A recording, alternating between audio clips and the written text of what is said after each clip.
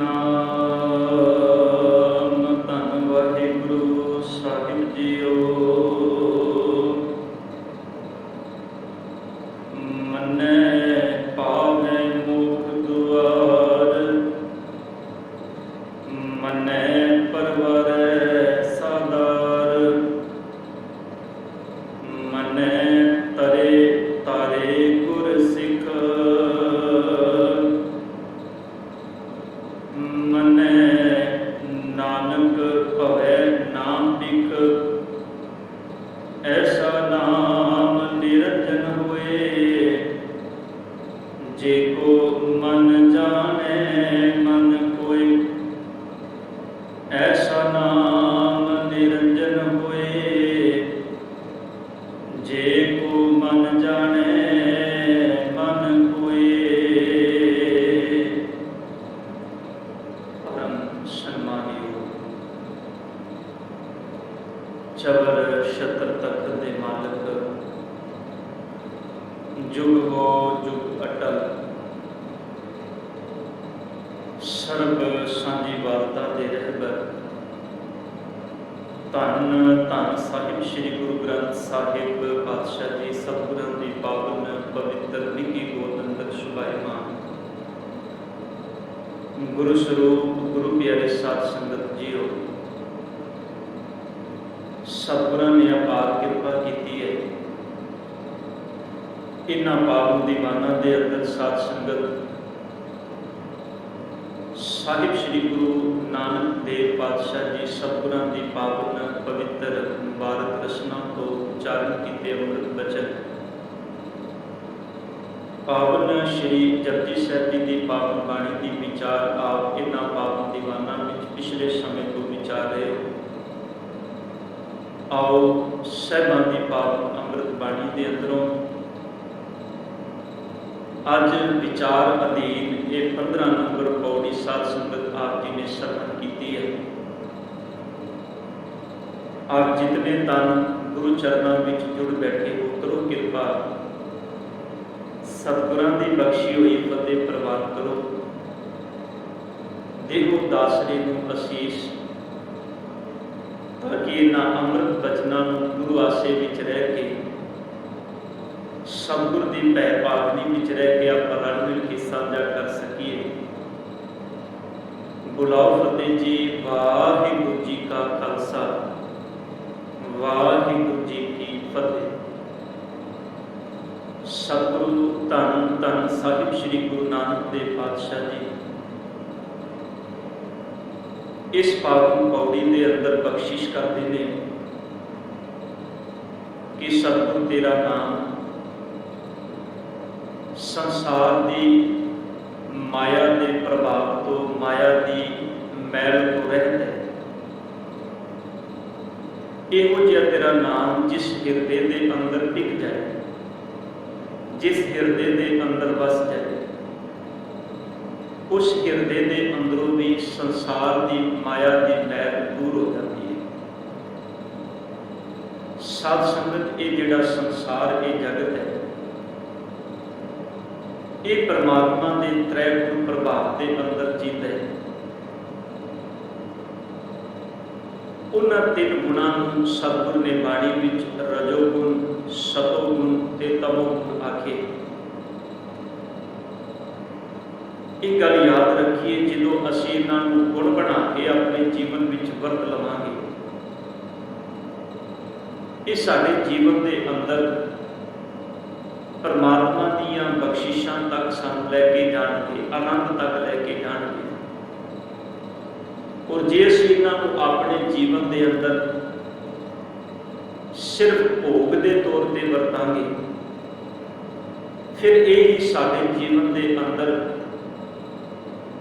ਅਨੇਕਾਂ ਅਵਗੁਣਾਂ ਦਾ ਕਾਰਨ ਬਣਦੇ ਨੇ, ਜਿਨ੍ਹਾਂ ਅਵਗੁਣਾਂ ਦੇ ਕਾਰਨ ਸਾਡੀ ਜ਼ਿੰਦਗੀ, ਸਾਡਾ ਜੀਵਨ ਇਸ ਸੰਸਾਰ ਦੇ ਅੰਦਰ ਹੀ ਨਰਕ ਜੈਸਾ ਬਣ ਜਾਂਦਾ ਹੈ। ਅਕਸਰ ਮਨੁੱਖ ਸੰਸਾਰ ਤੋਂ ਮਰਨ ਤੋਂ ਬਾਅਦ ਨਰਕ ਤੇ ਸਵਰਗ ਦੀ ਗੱਲ ਕਰਦਾ ਹੈ, ਪਰ ਧੰਨ ਗੁਰੂ ਗ੍ਰੰਥ ਸਾਹਿਬ ਪਾਤਸ਼ਾਹ ਜੀ ਦੀ ਅੰਮ੍ਰਿਤ ਬਾਣੀ ਨੇ ਪਰਮਾਤਮਾ ਦੇ ਨਾਮ ਨਾਲ ਜੁੜਨ ਨੂੰ, ਸੱਚ ਨਾਲ ਜੁੜਨ ਵਾਲੀ ਅਵਸਥਾ है। और जो कोई उस परमात्मा के गुणों नालों टुट के संसार की माया के प्रभाव में जींदा है, उदों उहदे लई ये जीवन ये संसार ही नरक बन जाता है। आओ सतगुर की पावन बाणी विचों आपां इन्हां बचनां नूं थोड़ा जिहा समझण दा यतन करिए, क्योंकि सतगुर ने अज नाम मनण वालियां नूं, जिन्हां ने सतगुर के उपदेश नूं मन लिया, पातशाह कहते ने मनण वाला मुक्ति के द्वार तक पहुँच जाता है, वो जीवन विचों मुक्त हो जाता है। बड़ी कमाल की गल है साध संगत। आदि काल तो लैके बंदे नूं धर्म की दुनिया दे विच बहुत सारे भुलेखियां दे विच पाया गया कि जे तू जीवन के अंदर एक कर्म ना किया तो मरण तो बाद मुक्त नहीं हो सकेगा। साडे जीवन के अंदर साध संगत जिहड़े बंधन वो सिर्फ शरीरक तल ते नहीं, दो तरह के बंधनों के विच इंसान हर वेले जी रहे। एक बंधन ने जिहड़े इहदे मन के बंधन ने, एक बंधन ने जिहड़े इहनूं शरीर के बंधन पए होए। शरीर के बंधन टुट जाते हैं जो मन के बंधन टुट जाए। बंदा मन करके मुक्त हो जाए तो शरीर करके मुक्त हो जाता है, पर साध संगत जे बंदा मन करके मुक्त ना हो तो बंदा शरीर करके भी मुक्त नहीं हो सकता। कोई इंसान तुसी देखो साध संगत हाथी दे कोल कितना बल है, पर महावत ने उस हाथी को जो कुंडा पा के अपने वस विच कर लिया, फिर इन्ने बलवान हाथी को एक छोटा जिहा किला कढ़ के भी, एक छोटा जिहा रुख भी खड़ा हो ना, बेशक उस रुख को कोई न्याणा भी पट के ले जाए, बंदा उस हाथी के पैर को जंगला पा के या उस हाथी के पैर को जंजीर पा के उस रुख के नाल भी बन जाए, जिहड़ा बिल्कुल अदना जिहा छोटा जिहा रुख होवे, हाथी के लिए वो छोटा जिहा रुख भी बंधन बन जाता है। उन्होंने पैर च पई कोई जंजीर एक महसूस होने लग पैंदी भी शायद आ जंजीर जो मेरा मालक आके खुलेगा मैं उदों ही तुरन के काबिल होना है।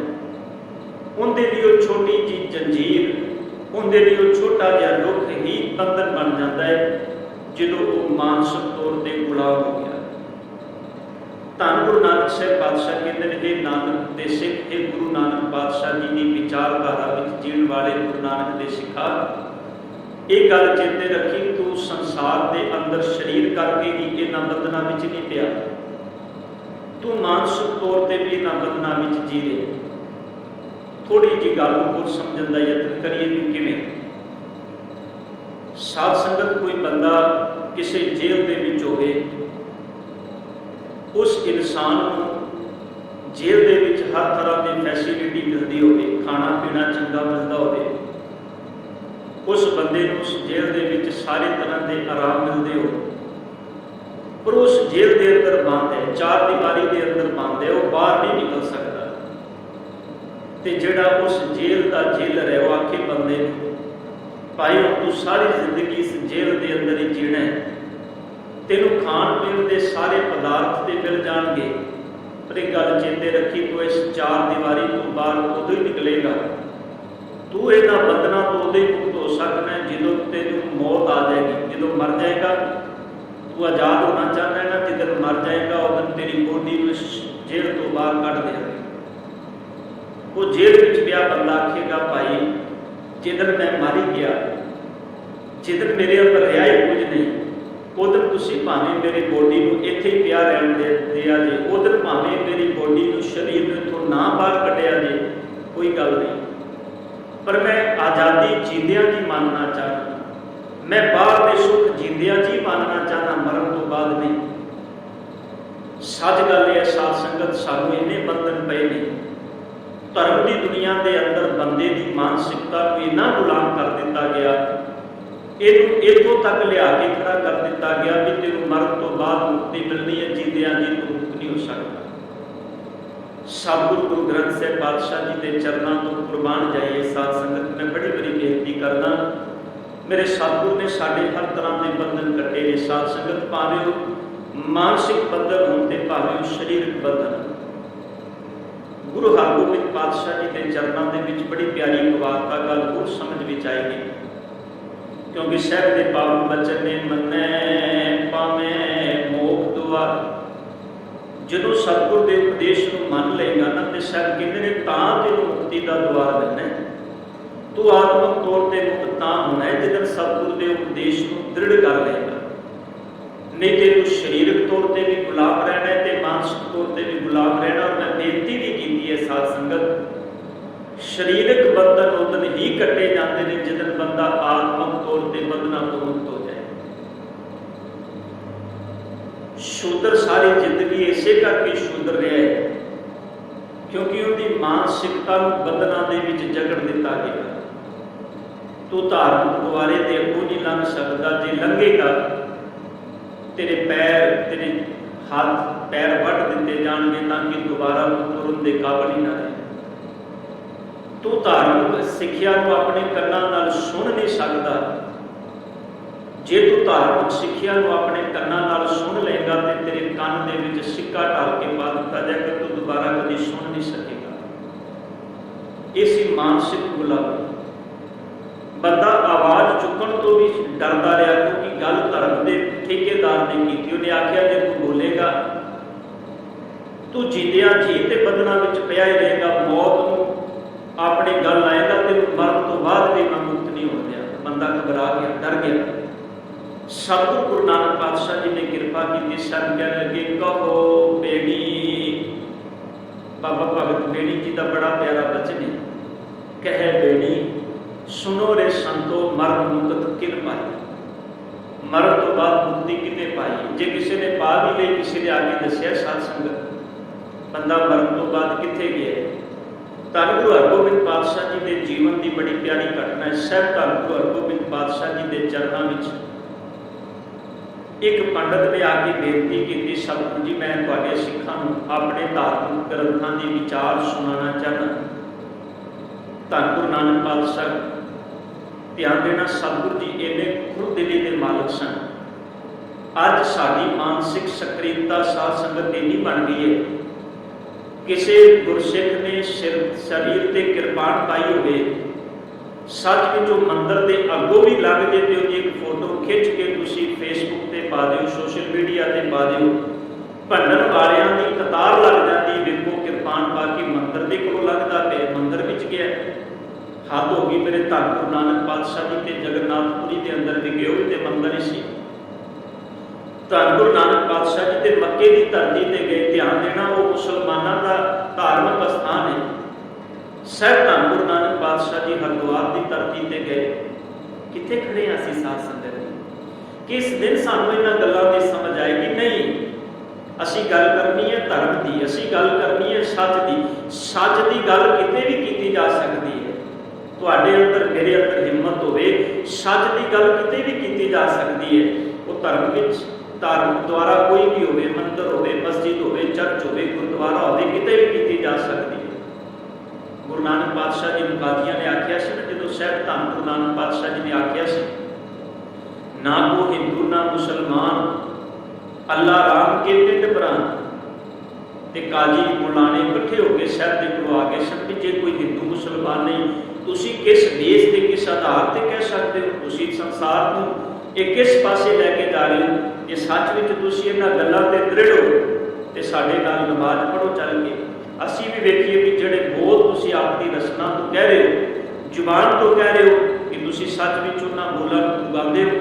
शायद धन गुरु नानक पातशाह जी उन्होंने बचनों मन के उन्होंने नाल गए। काजी भी नमाज पढ़ता है, मौलवी भी नमाज पढ़ता है। धन गुरु नानक पातशाह जी उन्होंने नाल जिवें वो सिजदा करते हैं, सतगुरु जी ने भी नाल सिजदा किया है।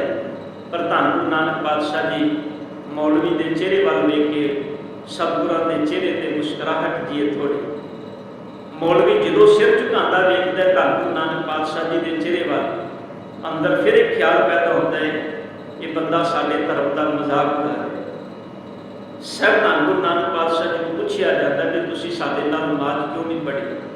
सब कहते हैं मैं नमाज पढ़न की गल आखी सी, मौलवी तुसी खुद नमाज नहीं पढ़ी तो मैं तुहाडे नाल नमाज पढ़नी सी, जे तुसी आप इत्थे प्रेजेंट नहीं, उपस्थित नहीं, तुसी मैनूं किवें कह सकदे हो? मौलवी कहता है मैं इत्थे उपस्थित, सारी को किसी संगत को पूछ लो, इन्ने लोग इत्थे खड़े ने, किसी को आवाज़ दे के पूछ लिया जाए। पर धन गुरु नानक पातशाह जी कह लगे किसी को पूछण की जरूरत नहीं मौलवी जी, तुसी अपने मन को पूछो, तुसी कित्थे सो?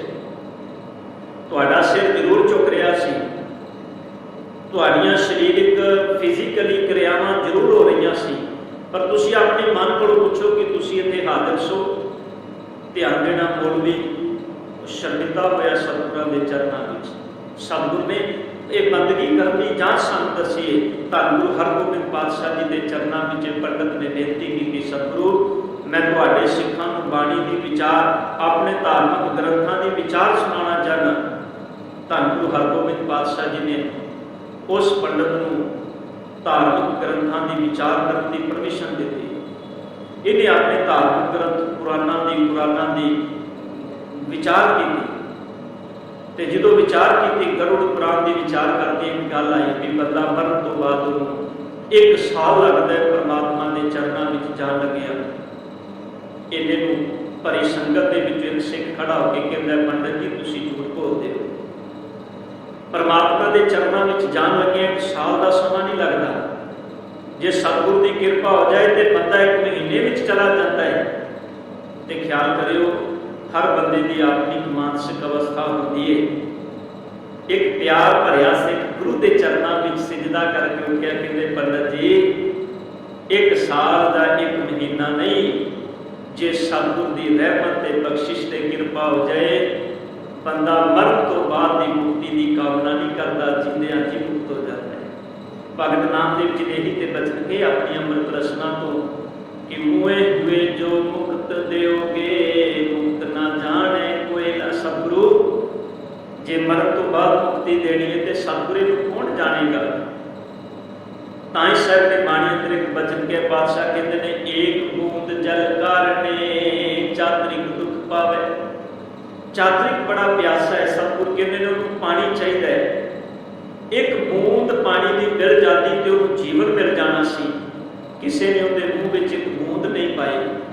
जो मर गया बादशाह कहते ने प्राण गए सागर मिले।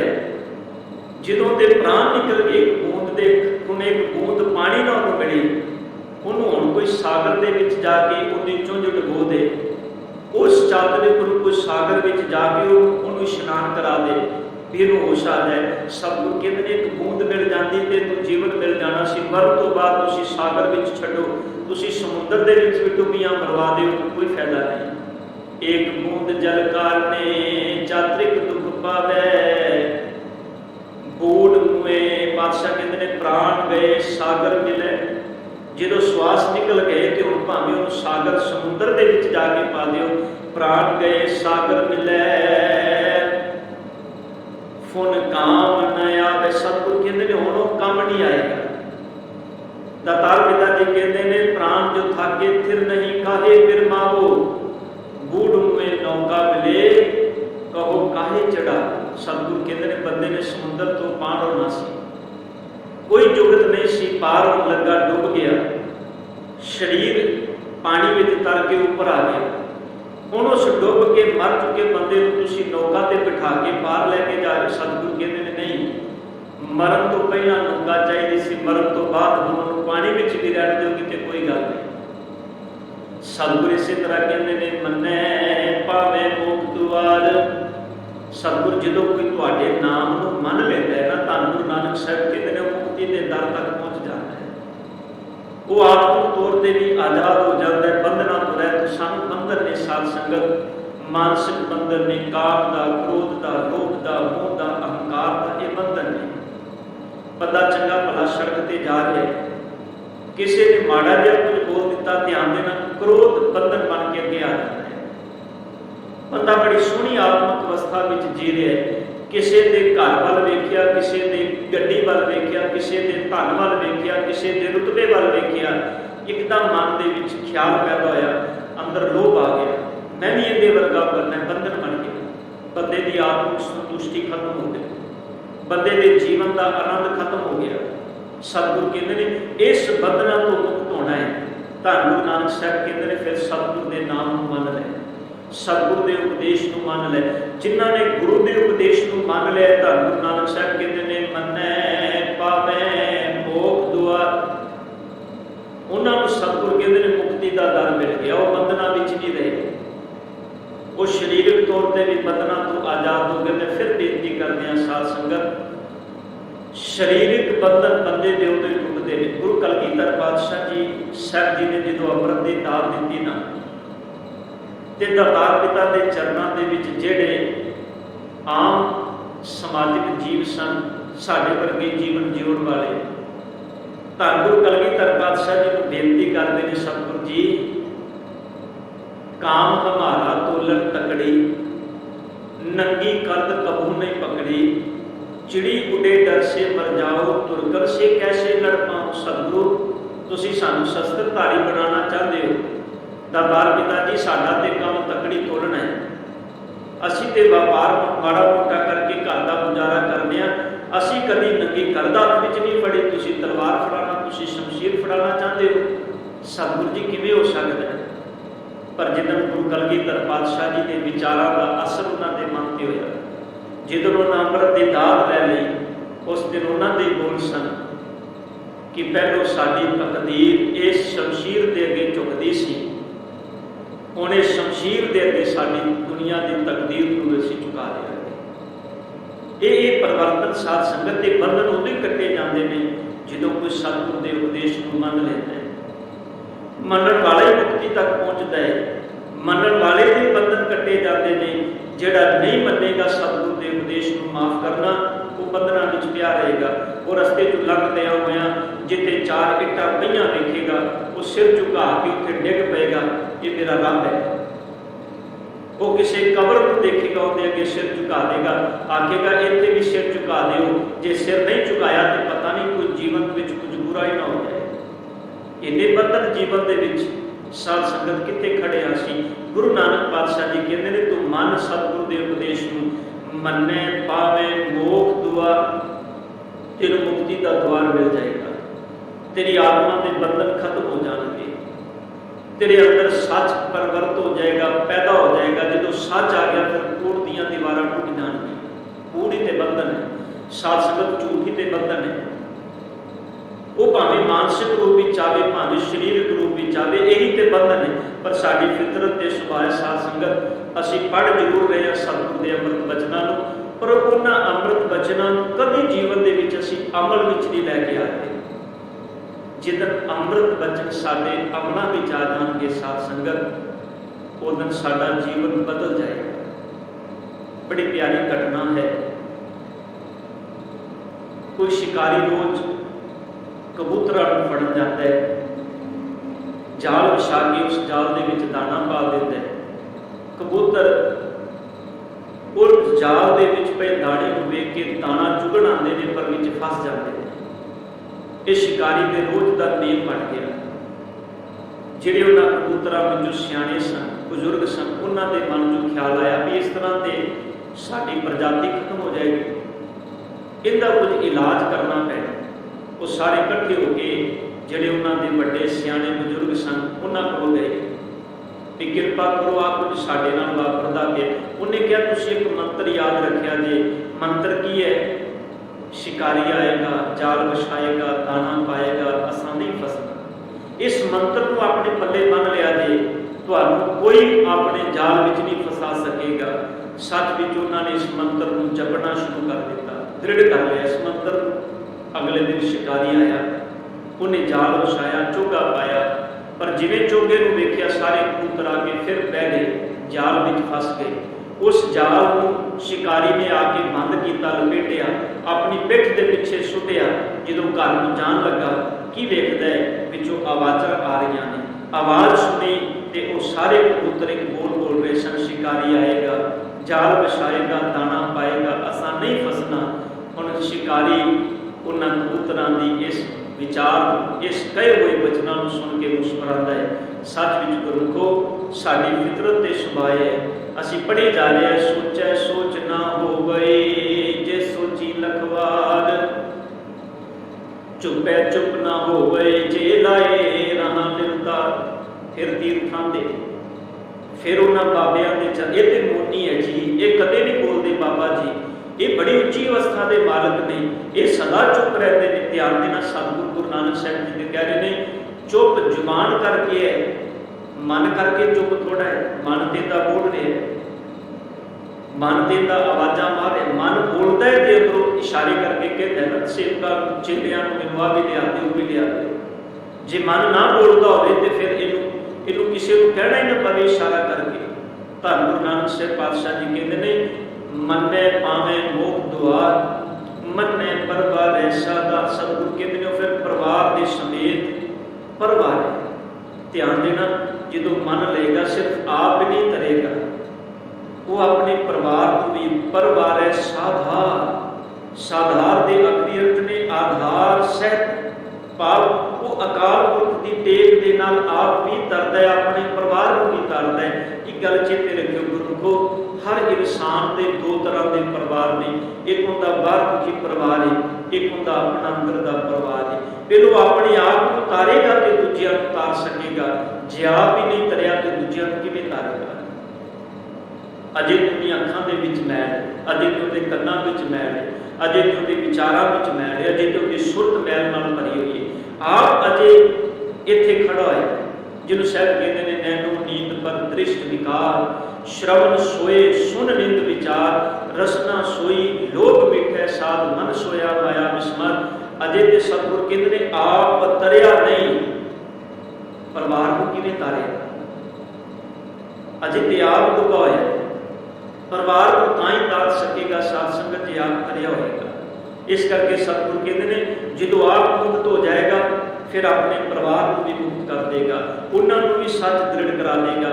गुरसिख का परिवार वो हर गुरसिख होंदा है जिहड़ा सतगुरु के बचनों को सुनने लई उनकी संगत विच आ जाता है, वो सब उनका परिवार है।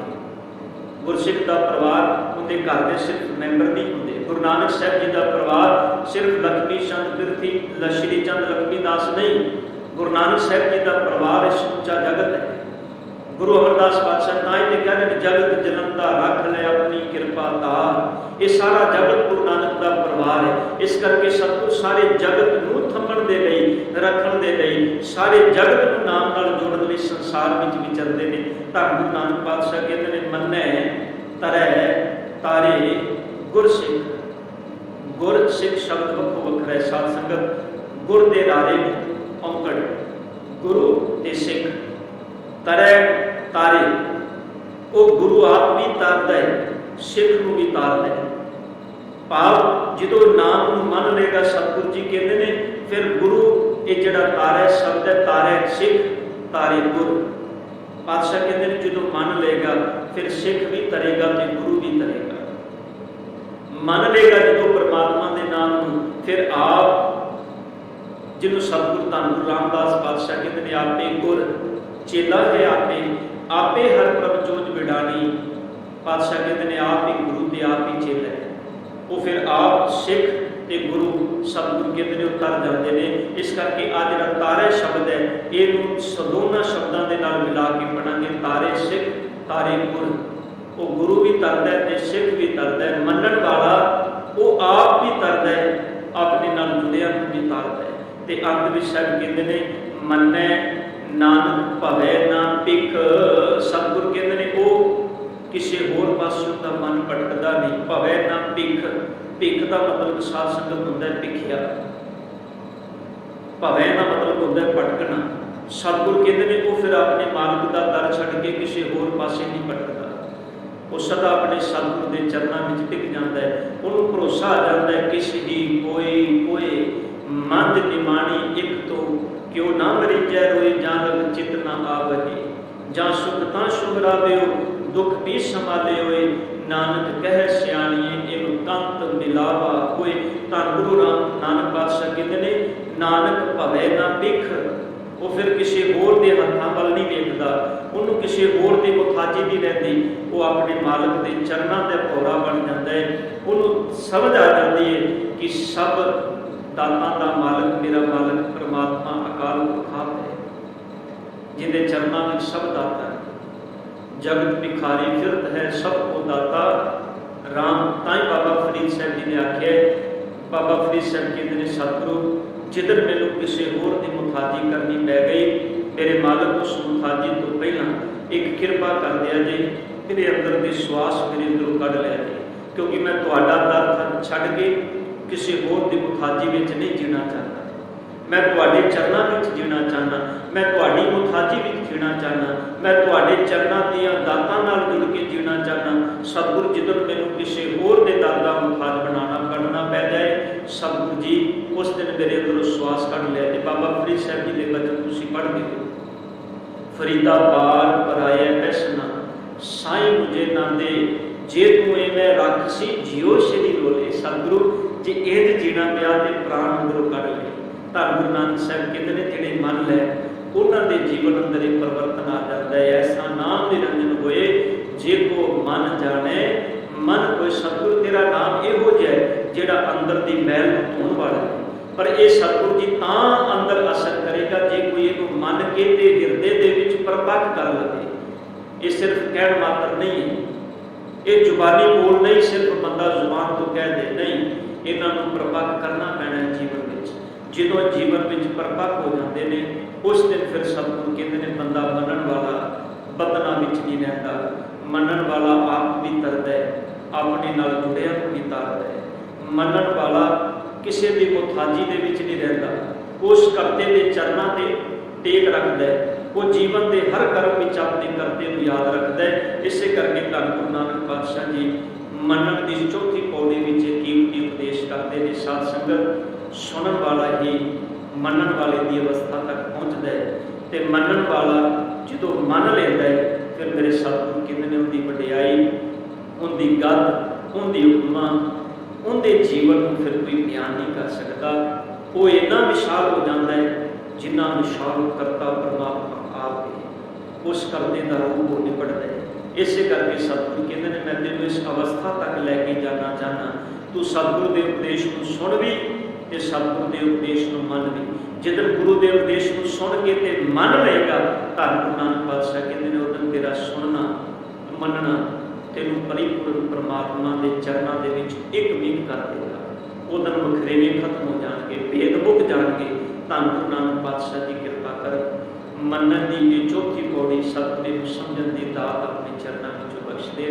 साध संगत हुई गलतियां बख्श देनियां जी, अरदास करनी सतगुरां दी पावन बाणी के विचार को सुचजे ढंग नाल करन दी जांच आ जाए। करो कृपा बुलाओ फतेह जी। वाहिगुरू जी का खालसा वाहिगुरू जी